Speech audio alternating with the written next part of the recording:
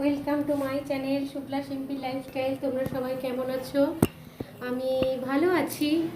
আজকেও এখানে জানো তো সবার বাড়িতে বাড়িতে তেল সিঁদুর এইসবের জন্য গেছিলাম। আজকেও ওই জন্য একটু দেরি হয়ে গেছে। তারপর আজকে ইচ্ছা করে একটু দেরি করেই করলাম। আমার তো মঙ্গলবার, আমি নিরামিষ খাই আজকে।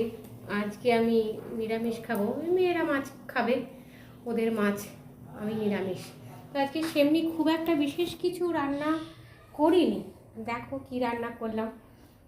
এই যে দেখো ইলিশ মাছ, এই যে ভাত চাপিয়ে দিয়েছি, প্রায় হয়ে এসছে। এই দেখো মটর ডাল করেছি, এই দেখো পটল পোস্ত করেছি, এই যে একটা ভর্তা বানিয়েছি।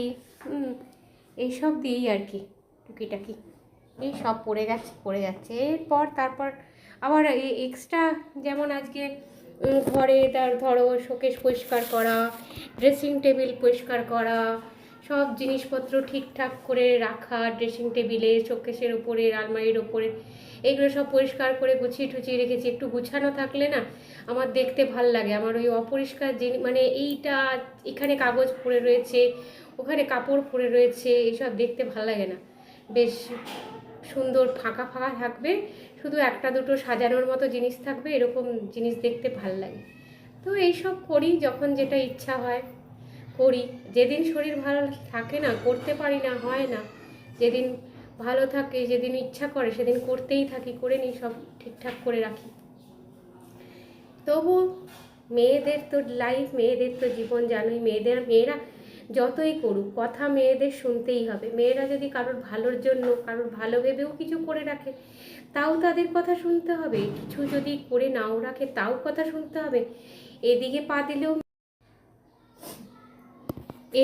দিলেও বিপদ, ওদিকে পা দিলেও বিপদ। তুমি যেদিকে পা দিলে ভাববে যে এদিকটা করে রাখি, তাহলে বোধহয় খুশি হবে, ভালো থাকবে, সেদিকেও তোমার বিপদ, সেটা করেও তুমি খারাপই হলে। আবার যদি ভাবো যে না থাক, করে রাখবো না, তাতেও বিপদ, তাতেও তুমিই কথা শুনবে। তো সব দিক দিয়ে আলটিমেটলি কথা তোমাকেই শুনতে হবে। তো আমাদের এই জীবন, এই লাইফ, এই নিয়েই আমাদের চলবো, চলতেই থাকবো। এই আবার আসছি, দাঁড়াও, ভাতটা হয়ে গেছে, উপর দিয়ে আবার আসছি। এই দেখো আজকে ড্রেসিং টেবিলের ভেতরটা সুন্দর করে গুছিয়ে রেখেছি, ভালো করে। সব অগোছালো ছিল, অপরিষ্কার ছিল, এদিক ওদিক ছিল, এগুলো সব গুছিয়ে রেখেছি। এগুলো সব পরিষ্কার করেছি, সব ঠিকঠাক করে জায়গায় রেখেছি। হ্যাঁ, এখানগুলো গুছিয়েছি, পরিষ্কার করেছি,